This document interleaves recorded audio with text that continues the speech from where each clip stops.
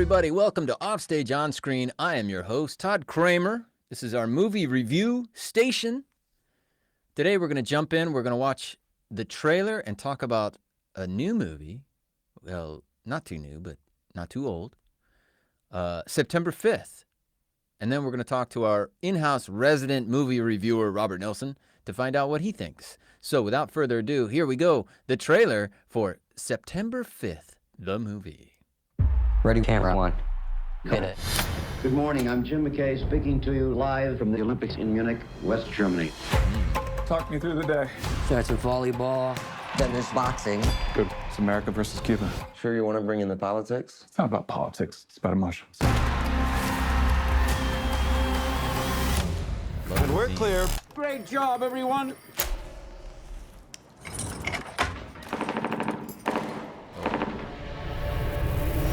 Do you hear that? Close gunshots. What's the situation? The police are reporting that armed terrorists have attacked the Israeli athletes. There's a hostage situation going on right now in the Olympic Village. ABC wants news to take over. Your sports, you're in way over your head. 400 yards away from where this is happening. We are the only people capable of following it live. This is our story, and we're keeping it. What do I tell the cameras? What do you mean? I mean, can we show someone being shot on live television? We're on. The piece of what have been called the Serene Olympics was shattered this morning. The games are still going on. Within a few hundred yards, 9 terrified living human beings are being held prisoner. You need to understand how sensitive the situation is. These are just local cops doing things they have never done before. Best thrill of the year. We'll make it broadcast history. More people have seen this than watch Armstrong land on the moon. Now, police are on the roof. Oh, guys. That's a TV. Or are they seeing what we're seeing? What are you talking about? Are the terrorists seeing this? Wow. Masterful Our and job is heart-pounding. to tell the story of these individuals whose lives are at stake. It's not okay if we made it worse. It's a madhouse down here. They know the whole world is watching. If they shoot someone on live television, I'm already sold. I don't want whose to watch story any more is that? trailers. Is it ours or is it theirs? Multi-layered. Good stuff. Wow. Okay. Let's get over to it. There he is, Robert Nelson. Welcome to the I love the program. applause. Thank you, thank you. Yeah, well, it's kind of for you and the clip, to be fair. Okay. But 50%. we will 50-50. We do welcome you to the program, and thanks for tuning in. I'm going to give you my first impressions, if I may. Yep. First of all, I'm old enough to remember this happening. I was very young at the time, but it was a big story, a big deal, and it was I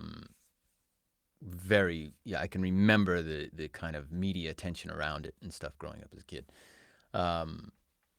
Second of all, I'll say it looks phenomenal. Like, the trailer makes me think, oh yeah, this movie nailed it. And I love the genre.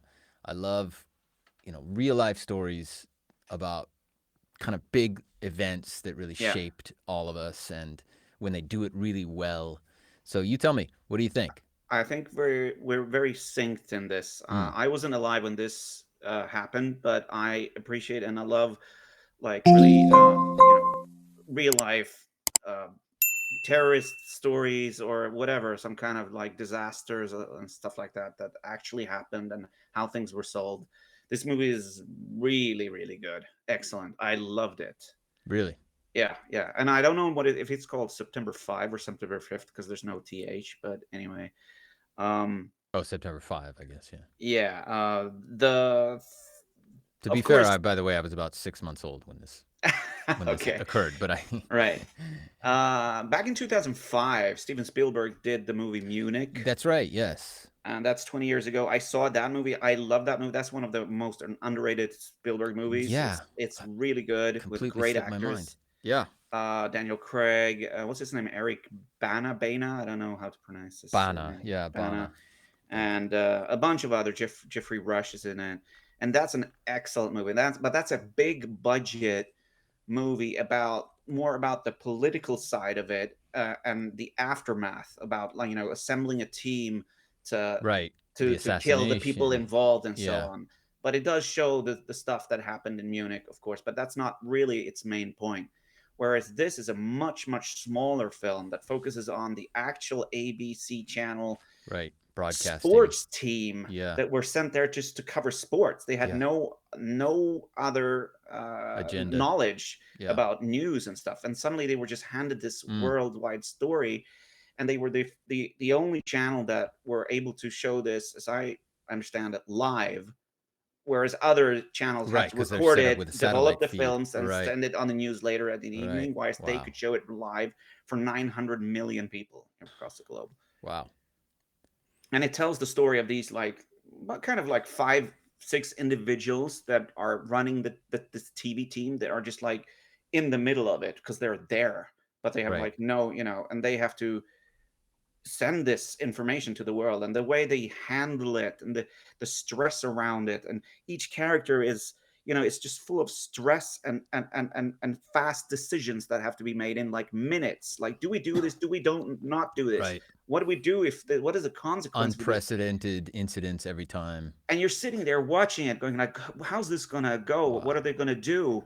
And each character is really fleshed out, so you know exactly how they are as a person, what they're thinking, what the responsibilities are, and so on. It's in this mayhem, and it takes place virtually pretty much only in a TV studio, almost the whole film. Not quite. I see. But, Yeah, of course. and you I saw still some can stock footage orientate there as well. yourself. Yeah.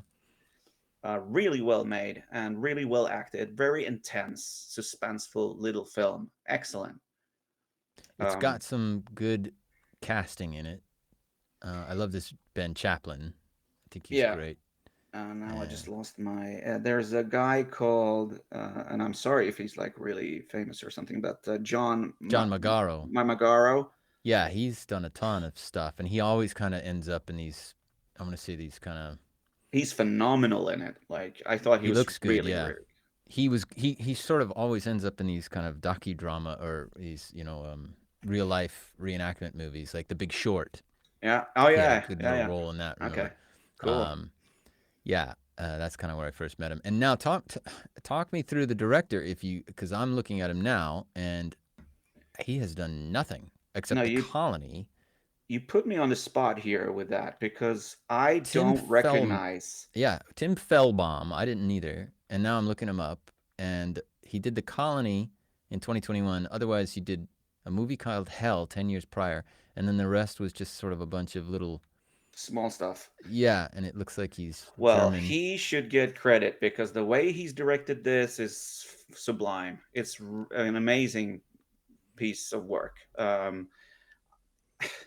Also about the whole feeling of that, like, early mid 70s style, and just the flavor of it, which was really special for a time. Each decade has special. If you're taking a movie that takes place in the mid 80s, you have to kind of make it feel 80s, but this is very 70s. With the hair and the way they look and they're dressed, and the way it's filmed, and it just blends real footage from the 1972 the film, stuff that was filmed at the time, at the actual event. And how it's blended, like they have that newscast reader who's breaking the news to the world. There's something happening. We saw it in the trailer. And then you have like shots of him being prepared before they start filming, but he's shown from sort of behind, kind of like people walking past the camera, so you don't quite see his face. And then he kind of sits down, and then you cut to the real footage, right? Or you're sending up a cameraman to the roof, and he's putting the cameraman on this thing, and then go, and then you cut to the real footage. It just blends amazingly. That's cool. And it's full of that stuff, and it's just like, wow, this is like, I love it. Absolutely brilliant movie. I loved it. You know what? This is next on my watch list for sure. Because this is my kind of film as well. If I'm gonna watch something, I like to watch stuff. If it's not just kind of for me light comedy, you know, something to end like pure entertainment or just popcorn. Like, here we go, Lethal Weapon or something. You know what I mean? Yeah, you gotta love that. Which I also watched recently, Lethal Weapon 2, which is just a great movie. Oh, the But second one is okay. so Let's talk about that some we'll other talk day. about But we'll have that's to do a awesome. review. Oh yeah. Okay. But if it's I'm not too that, old then for I this want to shit. watch something that's kind of like I like these. I love these period pieces. I love these kind of historical reenactment type docudrama. Like I said, you know, stuff based on a true story. I love it. Yeah. And the more accurate they can get you into that place and that feeling of that time, the better. Um, these movies stand the test of time to me. I don't know what kind of budget this movie had. It's definitely a smaller type of budget, and I Right. just checked the box office according to Wikipedia. It's like $6.7 million, which is Wow. not much at Not all. much. No. And this kind of movie, it's a shame. I don't know if like today's generation, they just don't care, or they just want the spandex movies, or I don't know. It's just Yeah, like I think so. There's a limited audience for stuff like this, but these are prestige pictures then that's like again stand the test of time and they might do better down the line. And there's yeah, probably a political agenda and things as well to sort of bring these stories back, you know, because it is the Israeli wrestling team yes, and, you know, this. So, and it's a German director here. It happened in Munich. So there yeah, might be some money being budgeted in from sources that, you know, we couldn't try to imagine right now. Um, the predictability of why they make a movie doesn't always have to do with, you know, is it going to get a lot of money paid back, right. or is it going to be a kind of a success with the critics or a success with you know, a long-term success in terms Well, of it's always a bit edgy when it comes to, I mean, because of the Israeli conflict with, the Gaza thing that's happening now in the world. I did read that they didn't know how to promote this movie because it mm, is, let's face it, pro-Israeli. And yeah, of course, yeah. there's a bunch There's of people in the world that stand on the other side of things, and and so, but we don't need to go into that. But that's, I guess, difficult to get, you know, a vast yeah, number of but people to see the it. best part of the thing that I can see in this film then is that, you know, these are occurrences. They were they shaped the kind of narrative of the time in a massive way, almost, you know, Mm, September 11th uh, style in a sense back in the day. You know, this was unprecedented to have this the Lockheed hijacking. There was these kind of moments yes, pre-internet, back before, you know, things moved at the pace they do now, when right. something like this shook the whole world for, and particularly this was happening at the Olympics. You know, this was not Yeah, just days or hours. This shook the world for years. That's why I kind of said at the beginning, like it reverberated even into my early years as a child, yeah, sort of seeping in because it was like it happened. I was born in 1972. This is when this happened. yeah. Um, so But I there remember, are events of 60s, 70s, 80s that are like yeah, really the stand Apollo out, like moon the landing. Challenger disaster, Yeah, yeah.